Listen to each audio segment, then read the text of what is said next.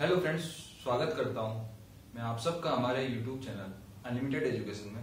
जैसा कि कल हमारी केमिस्ट्री सेक्शन की इंट्रोडक्टरी क्लास थी और आज हमारा पहला चैप्टर शुरू होने जा रहा है। जैसा कि मैंने आपको बताया था कि हमारा जो पहला चैप्टर होगा वो होगा मैटर एंड इट्स स्टेट।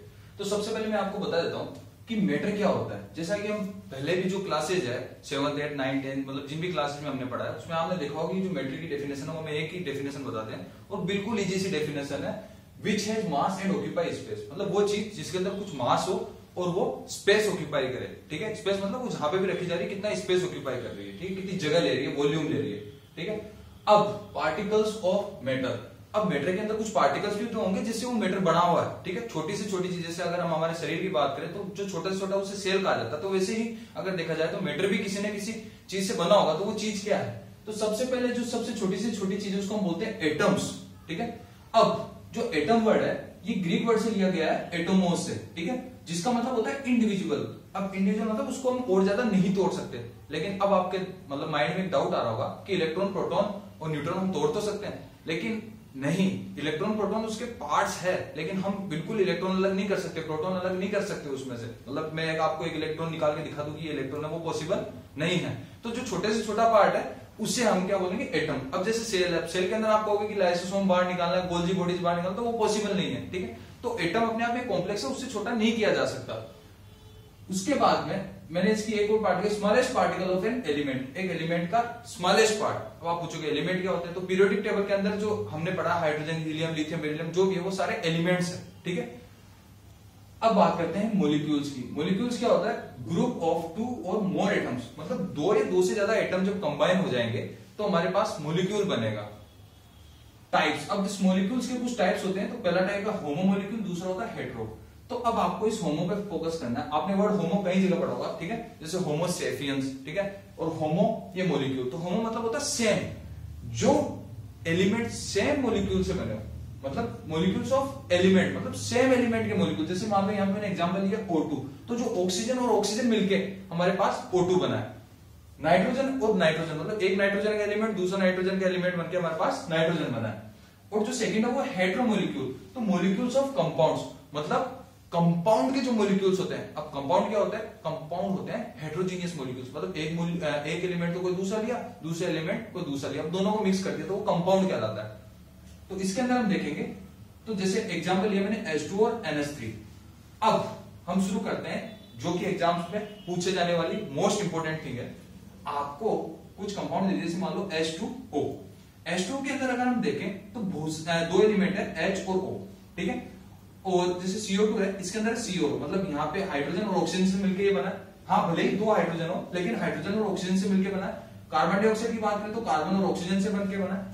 अब इसमें आपसे पूछा जा सकता है रेशियो बाय मास। इसके लिए आपको एटॉमिक नंबर आने चाहिए, एटॉमिक मास आने चाहिए, वो हम आगे क्लास में पढ़ेंगे। लेकिन मैं यहाँ पे जो ब्रीफ सेंटर को दे देता हूँ। हाइड्रोजन का एटॉमिक मास होता है 1, तो यहाँ पे 2 हाइड्रोजन है, तो कितना हो जाएगा? 2। ये मैंने लिखा 2। रेशियो मुझे क्या निकालना? Ratio by mass. अगर ऑक्सीजन का एटॉमिक नंबर की बात करूं तो जो ऑक्सीजन का एटॉमिक नंबर है वो होता है 8 और उसका एटॉमिक मास होता है 16। ठीक है, तो अगर मैं 2:16 लिखूं और इनको कट करूं तो 1:8 मेरे पास रेशियो बाय मास आ जाता है इनका। ठीक है, ये पूछे जाने वाला सबसे मोस्ट इंपोर्टेंट क्वेश्चन है जो कई एग्जाम्स में पूछा जाता है। आगे चलते हैं हम CO2। इसका आप बताओगे ये कार्बन और ऑक्सीजन से बना है, इसके लिए आपको कार्बन और ऑक्सीजन के एटॉमिक नंबर और एटॉमिक मास आने चाहिए। ये कल की क्लास में या फिर आज ही आप मुझे कमेंट करके नीचे कमेंट सेक्शन में ये बताएंगे कि कार्बन और ऑक्सीजन का रेशियो बाय मास इस कंपाउंड में क्या होगा। क्लियर है? आगे बढ़ते हैं हम स्टेट्स ऑफ मैटर। अब मैटर किस किस स्टेट में एग्जिस्ट करता है?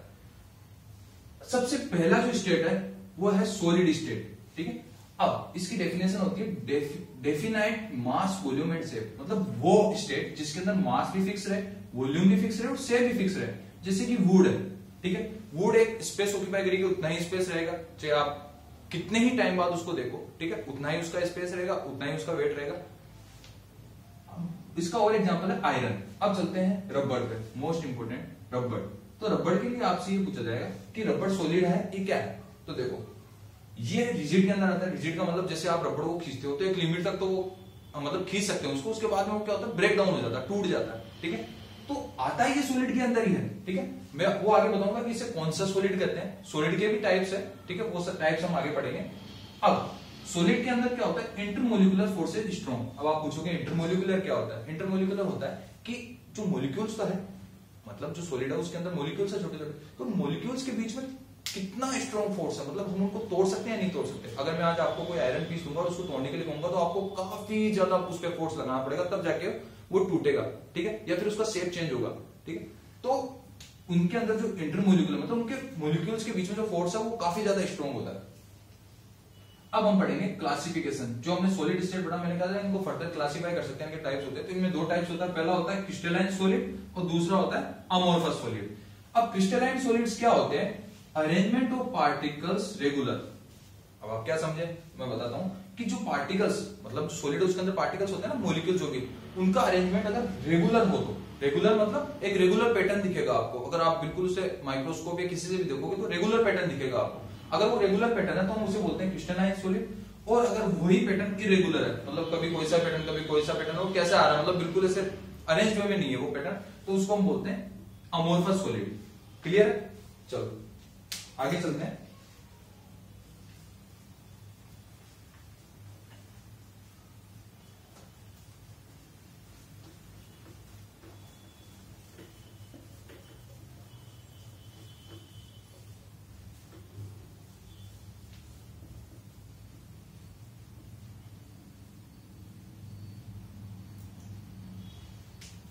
अब जो हमने अमोर्फस सॉलिड्स पढ़े,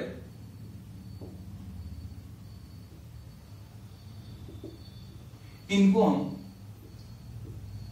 स्यूडो सॉलिड्स या फिर सुपर कूल्ड लिक्विड बोलते हैं। सुपर कूल्ड लिक्विड्स बोलते हैं, ठीक है। ये भी एग्जाम में सबसे ज्यादा पूछे जाने वाला क्वेश्चन है। तो जो मैं आपको बोला था, रबड़ का एग्जांपल ले रहा था, ठीक है, वो रबड़ इसी का ही एग्जांपल है। स्यूडो सॉलिड या फिर सुपर कूल्ड लिक्विड या अमोर्फस सॉलिड, जो भी आप बोलना चाहो उसको बोल सकते हो। अब मैं आपको इसके अंदर कुछ चीजें बता देता हूं कि जैसे ग्लास है, आप इसके एग्जांपल लिख लीजिए।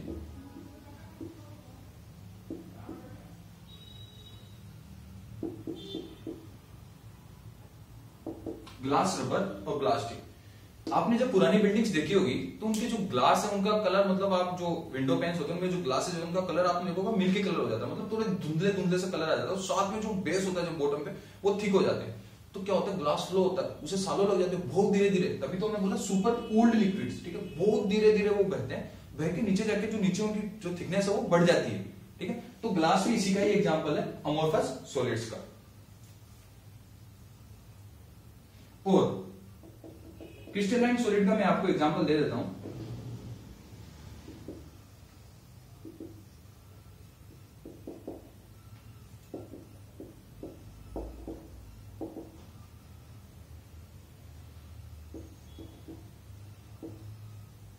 जैसे कि NaCl, डायमंड और ग्रेफाइट। अब आप पूछोगे सर रेगुलर वगैरह, तो मैं एक स्ट्रक्चर बना के बता देता हूं। फॉर एग्जांपल, जैसे मतलब एग्जांपल ले रहा हूं कि एक स्ट्रक्चर है, तो ये अरेंज वे में स्ट्रक्चर, मतलब ये स्ट्रक्चर ऐसे चलता रहेगा इंफिनिटी में। अब एक स्ट्रक्चर ऐसा हो रहा है, ठीक है, यहाँ पे कुछ आ रहा है, फिर यहाँ पे दूसरा स्ट्रक्चर आ रहा है, ठीक है, फिर यहाँ पे कुछ तीसरा, तो ये इरेगुलर है और ये रेगुलर है।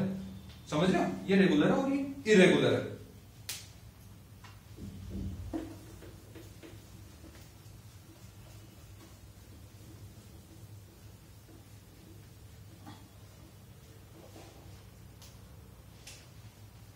अब हम सेकंड पे चलते हैं, लिक्विड स्टेट।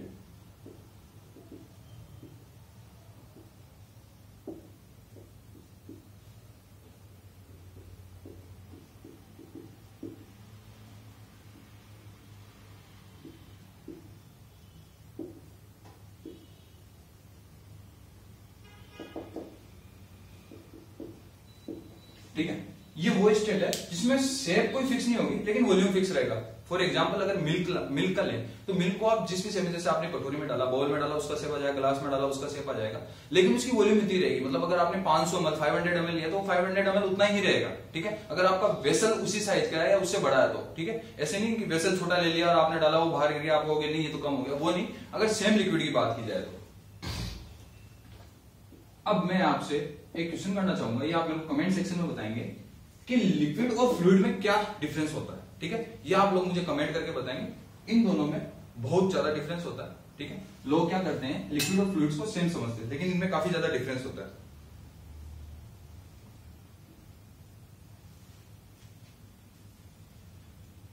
हाँ, और इनके अंदर जो इंटरमोलिकुलर फोर्सेज होते हैं, इंटरमोलिकुलर फोर्सेज जिसकी हमने सॉलिड्स में भी बात की थी, जो काफी ज्यादा स्ट्रॉन्ग होते हैं, वो इंटरमोलिकुलर फोर्सेज इनमें सॉलिड जितना स्ट्रॉन्ग नहीं होता। अगर आप तोड़ना चाहो तोड़ सकते हो, पानी को अगर बीच में हाथ भी डालोगे तो वो टूट जाएगा, ठीक है। तो इनके बीच में इतना स्ट्रॉन्ग नहीं होता। अब तीसरी स्टेट की बात करते हैं, वो है गैसियस स्टेट, गैसियस स्टेट, ठीक है। इसके अंदर ना ही तो शेप फिक्स रहेगा, ना ही वॉल्यूम फिक्स रहेगी, ठीक है। जैसे एक सिलेंडर का एग्जांपल ले, ठीक है। तो सिलेंडर के अंदर हम कितनी गैस भर सकते हैं, उसमें 14 kg, ठीक है। मतलब प्रेशर से, हाई प्रेशर से उसको करके उसको लिक्विड में कन्वर्ट किया जाता है। तो गैस का कुछ भी ऐसे पर्टिकुलर शेप नहीं होता, ठीक है, ना ही उसकी फिक्स वॉल्यूम होती है। जितना कंप्रेस करते जाएंगे उसकी वॉल्यूम उतनी ज्यादा इंक्रीज होती रहेगी, सीधी सी बात है।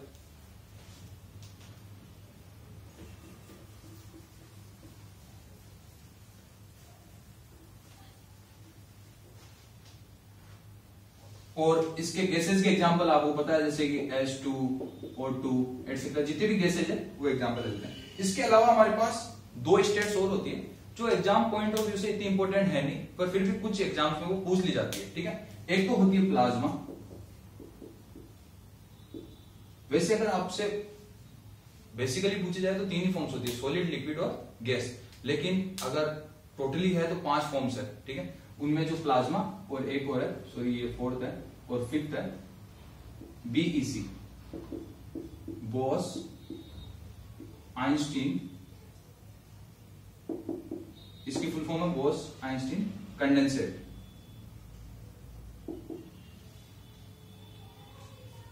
ठीक है। अब प्लाज्मा के बारे में बता देता हूं। आपने देखा होगा कि जो सन है, ठीक है, मान लो मून है, तो मून तो सन की लाइट से ग्लो करता है, लेकिन सन किसकी वजह से ग्लो करता है, ठीक है। तो सन जिस वजह से ग्लो करता है, जिस लाइट की वजह से, वो उसकी खुद की एनर्जी है, ठीक है। तो वो जो लाइट जिसकी वजह से वो चमकते हैं, जैसे स्टार्स है, ठीक है, स्टार्स भी अपनी लाइट चमकते हैं। तो सन और स्टार जिसकी वजह से ग्लो होते हैं,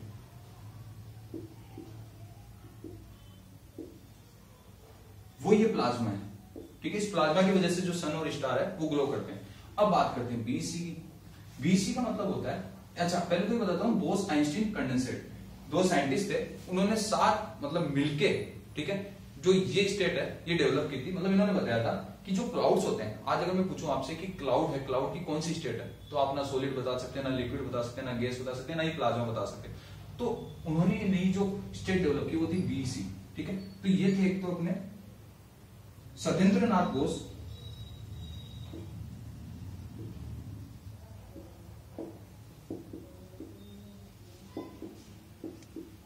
और एक very well known scientist Albert Einstein,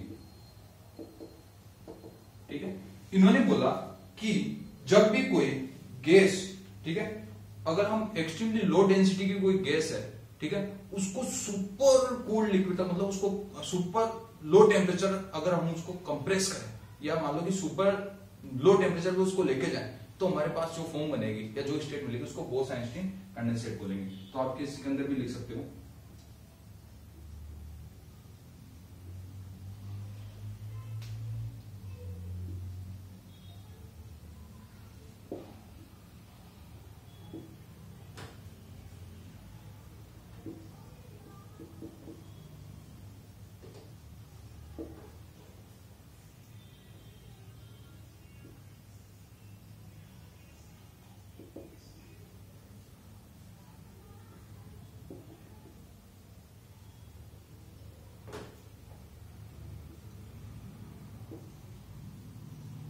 और इसका एग्जांपल क्लाउड,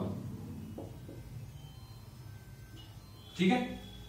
इसके अंदर आपको और कोई डाउट है तो हम कल की सेक्शन में आप कमेंट कर सकते हो, कल की क्लास में हम डिस्कस करेंगे, ठीक है। तो ये लास्ट वाली में बोस आइंस्टीन और प्लाज्मा वापस बता देता हूं। जो प्लाज्मा होती है, ठीक है, जो सन और स्टार जिसकी वजह से ग्लो करते हैं, वो प्लाज्मा स्टेट, मतलब उसको प्लाज्मा की वजह से होता है, और उस स्टेट को प्लाज्मा स्टेट बोलते हैं। और अगर बोस आइंस्टीन कंडेंसेट की बात करें तो ये दो साइंटिस्ट सत्येंद्र नाथ बोस और अल्बर्ट आइंस्टीन, दो जने थे। इन दोनों ने मिलकर इस स्टेट को डेवलप किया था। और इसके अंदर क्या होता है, जैसे आपने क्लाउड्स देखे होंगे, वो इसी का एग्जांपल है। इसमें क्या होता है कि है ना, जो गैस एक्सट्रीमली लो डेंसिटी की जो गैस होती है, अगर उसको अपन सुपर लो टेम्परेचर तक, ठीक है, उसको कूल करें, मतलब बहुत ही कम टेम्परेचर, जैसे आप बादल ऊपर जाके बहुत ही ठंडे हो जाते हैं, ठीक है, बिल्कुल उनकी डेंसिटी भी इतनी नहीं होती और साथ में वो बहुत ज्यादा ठंडे हो जाते हैं, कूल हो जाते हैं, तो उसकी वजह से ये स्टेट बनती है। ठीक है, तो आज के लिए इतना ही। Thank you so much.